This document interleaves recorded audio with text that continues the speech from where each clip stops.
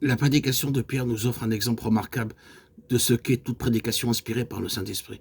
Il prêche Christ d'après les Écritures, il oppose à l'opinion des hommes qui avaient rejeté Christ, le plan de Dieu qui avait envoyé Christ, et avait pris son plaisir en lui, et qui venait de l'élever à sa droite.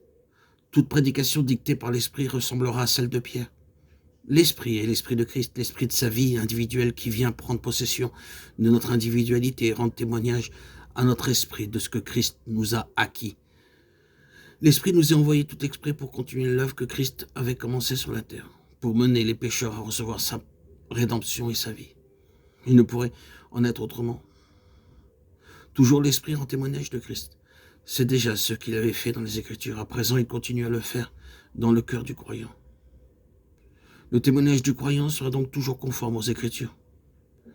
L'Esprit en Christ, l'Esprit dans les Écritures, l'Esprit dans l'Église. Tant que ces trois cordons s'uniront pour former une même corde, nul ne pourra la rompre. L'effet de cette prédication est merveilleux et pourtant, il ne dépasse pas ce qu'on devait en attendre. La présence toute puissante de Jésus est un fait si certain pour les disciples. La vertu d'en haut anime tellement Pierre. Il voit si bien Christ à la droite de Dieu qu'une force divine émane de lui et que lorsqu'il conclut par ces mots, sachez donc que Dieu a fait Seigneur et Christ Jésus que vous avez crucifié, acte 2:36. Des milliers touchés de componction reconnaissent le crucifié pour leur sauveur. L'Esprit envoyé aux disciples se sert d'eux pour convaincre ces pécheurs de leur incrédulité.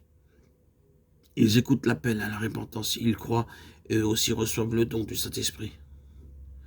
Christ fait ainsi par ses disciples les œuvres plus grandes qu'il leur avait promises, Jean 14:12. À l'instant, d'anciens préjugés, des haines amères font place à l'amour et à l'adoration. La puissance du Seigneur a rempli son corps, son Église. Il s'est servi d'elle pour vaincre et pour sauver.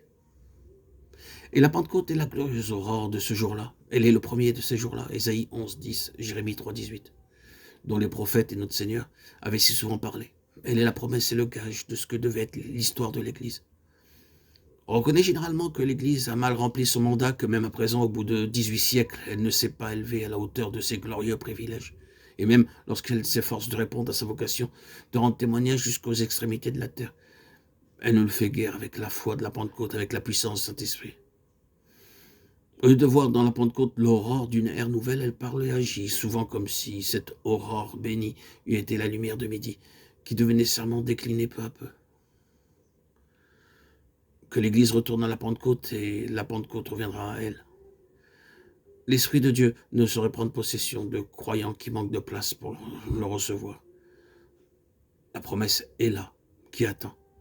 L'Esprit est prêt à remplir les cœurs, il faut seulement vouloir le recevoir. C'est au pied du trône de Dieu qu'on trouve la Pentecôte, c'est en l'attendant là, d'un commun accord dans la prière, c'est en l'attendant avec la foi que fortifie l'attente même, avec la foi qui regarde au Seigneur glorifié, sans douter de la manifestation de sa puissance qu'on l'obtient encore à présent.